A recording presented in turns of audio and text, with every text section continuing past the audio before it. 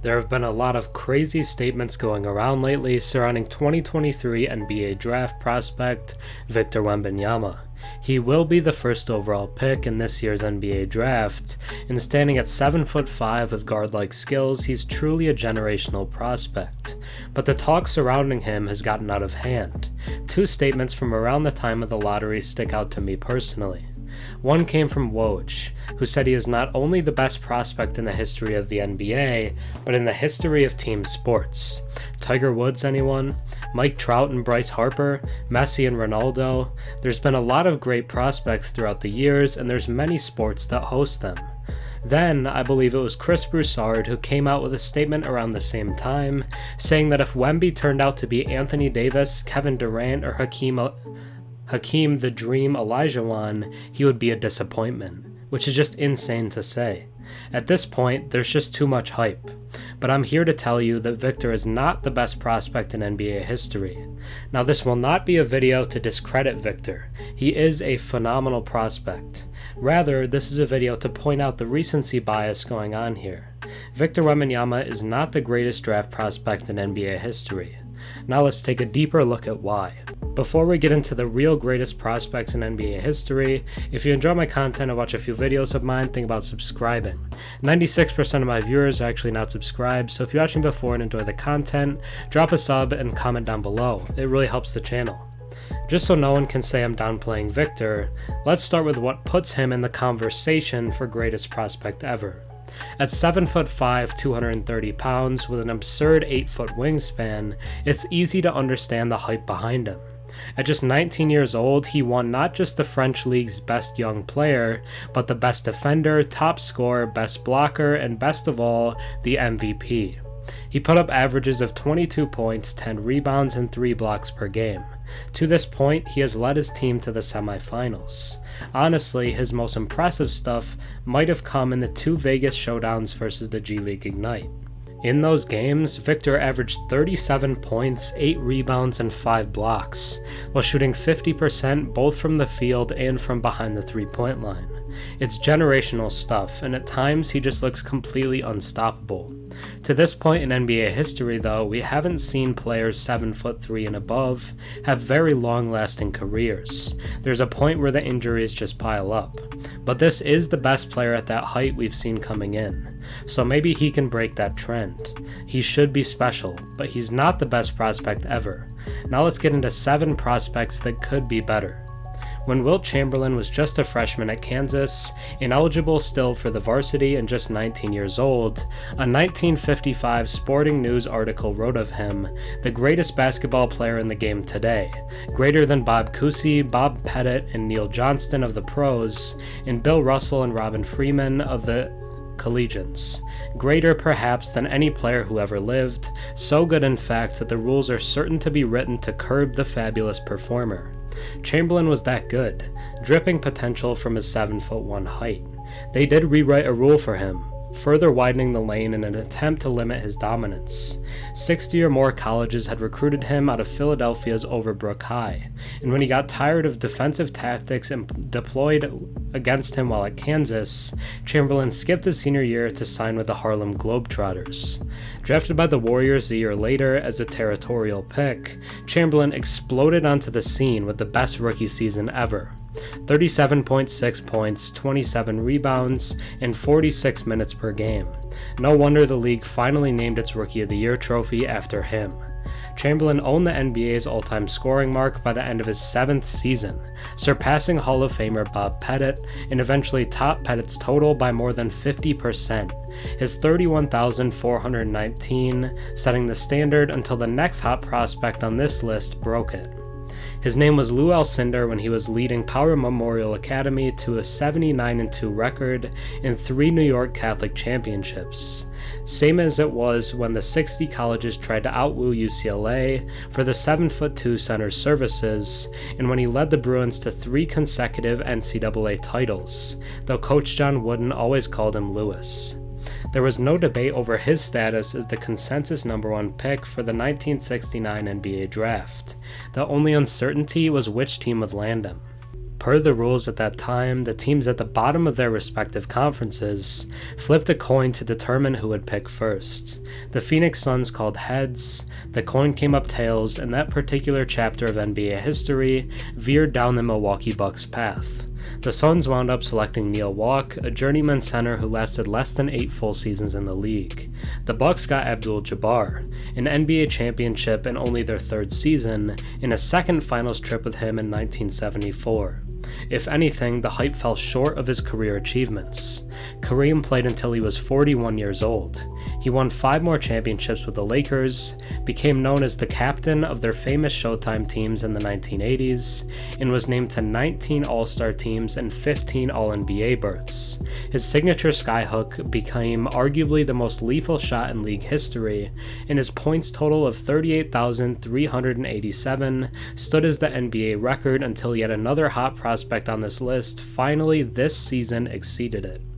Every year, college fans and NBA teams speculated as to whether Ralph Sampson, an improbable 7'4" with extraordinary shooting skills, would leave the University of Virginia to begin his pro career. And every year, until he ran out of eligibility, Sampson would stay. The college-pro dynamic was different then. Sampson developed with Virginia, only whetting the appetites of NBA general managers further. The Houston Rockets were smitten with Sampson's can't-miss potential. The Rockets already were challenged by the reluctant trade of Hall of Famer Moses Malone in September of 1982, so the opportunity to land his replacement 9 months later was intoxicating. The team plunged from 46 victories in 1982 to just 14 to own the West basement. Then the Indiana Pacers called heads and the silver dollar came up tails. Sampson won Rookie of the Year award and got his wish to play forward when Houston landed Hakeem Olajuwon as the number 1 pick a year later. Over his first 3 seasons, Sampson averaged 21 points, 11 rebounds, and 2 blocks per game, and he was an all-star 4 straight seasons. The Twin Towers got Houston to the 1986 finals, but injuries began to shred Sampson's career.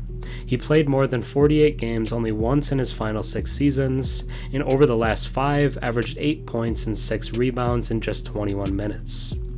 Talent procurement in the NBA pivoted the year Patrick Ewing came out of Georgetown. No more coin flips. Houston's doggedness plus luck in landing the number 1 overall pick in consecutive years to grab Sampson and Olajuwon led to the creation of the first draft lottery. In 1985, the race to the bottom was on, with 6 teams losing 50 or more games that season. The reason was obvious: Ewing. Remember, the old model still applied, so Ewing brought 4 years of college experience, during which he led Georgetown to 3 Final Fours in the 1984 championship. Center was still the essential position, even more so with Kareem, Malone, Olajuwon, Sampson, and Boston's Kevin Malone, Larry Bird, and Robert Parrish among those ruling NBA frontcourts. And Ewing was a tenacious worker. Sweat was his calling card, with a low-post game, a mid-range jumper, and a defensive intensity to make life tough on the league's giants. He already had earned more national acclaim in college than most NBA All-Stars achieve as pros. Led by new Commissioner David Stern, the Board of Governors preempted another coin flip by instituting the lottery. The inaugural version was as simple as it could get. The league's 7 worst teams in a hopper, each with a 14.3% chance of getting the top pick, including the New York Knicks, the NBA's biggest market and one of its neediest teams for talent and star power. Shown on live TV, Stern reached into a big, transparent drum, housing large blank envelopes that inside carried the logos of each of the 7 teams. It wasn't until the envelope was opened that the Knicks learned they had won the rights to Ewing's services. He joined the Knicks, earned Rookie of the Year honors, in the first of 11 All-Star selections. Neither he nor New York won a ring on his watch, but they did get to the NBA Finals in 1994 and to the playoffs 13 times. Ewing finished his career as one of the best 7 or 8 centers of all time and went into the Hall of Fame in 2008. Unlike Wembanyama, Shaquille O'Neal physically didn't only have height at 7'1" when he hit the NBA. He had width, weighing close to 300 pounds after dominating individually at LSU. He had been a 2-time SEC Player of the Year, 2-time All-American, and the NCAA's Player of the Year. In his final season, he became only the 3rd 7-footer to lead the NCAA in both blocks and rebounding. The 1992 talent pool was top-heavy and big, including Shaq, Georgetown's intense Alonzo Mourning, and Duke's accomplished Christian Laettner. Those three went in order 1, 2, 3, with all touching all-star status in the NBA, and the first two making it to the Hall of Fame. O'Neal was on another plane though, with a Rookie of the Year start for Orlando and 14 All-NBA selections in 19 seasons. He got the Magic to their first finals in 1995, won three rings with the Lakers from 2001 to 2003, and added one more with Miami in 2006. He was honored as an NBA Top 50 selection in 1997 after playing only 4 full seasons, and he loves being referred to, often by himself, as the most dominant player in NBA history.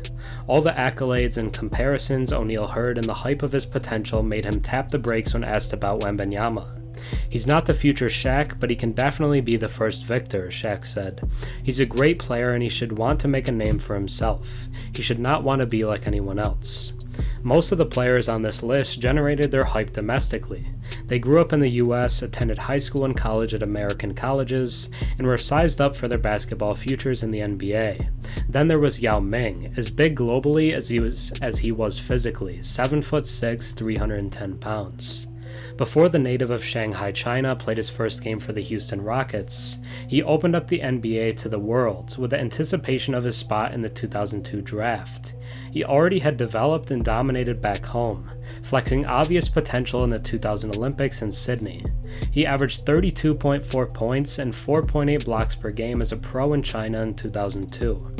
Heading toward the draft, scouts considered him quite polished, with good hands and a nice scoring touch. He was huge, of course, but viewed as a plotter who could have trouble as smaller, strong foes exploited his higher center of gravity. ESPN's draft tracker summarized, "The buzz is too high on Yao for him to drop out of the top 2.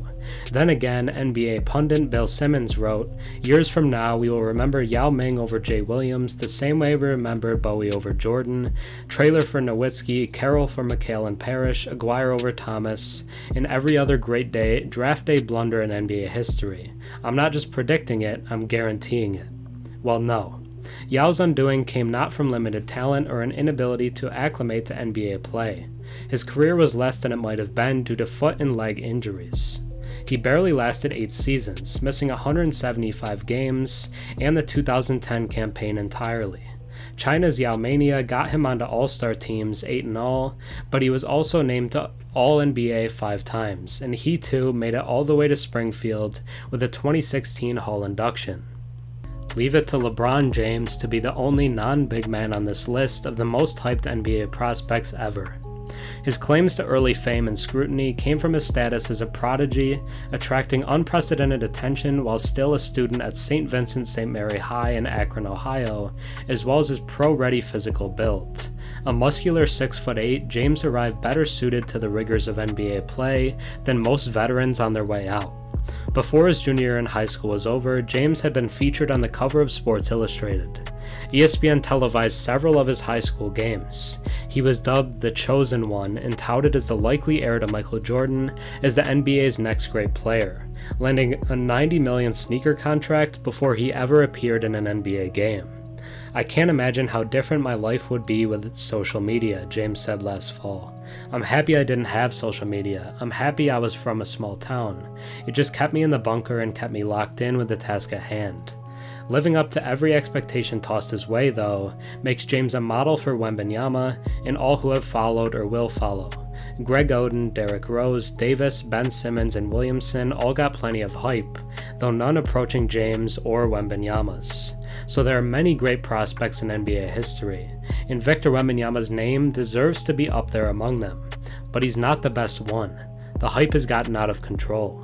LeBron or Kareem Abdul-Jabbar are the greatest prospect in NBA history. Thanks for watching. I'm Herm. Have a good one.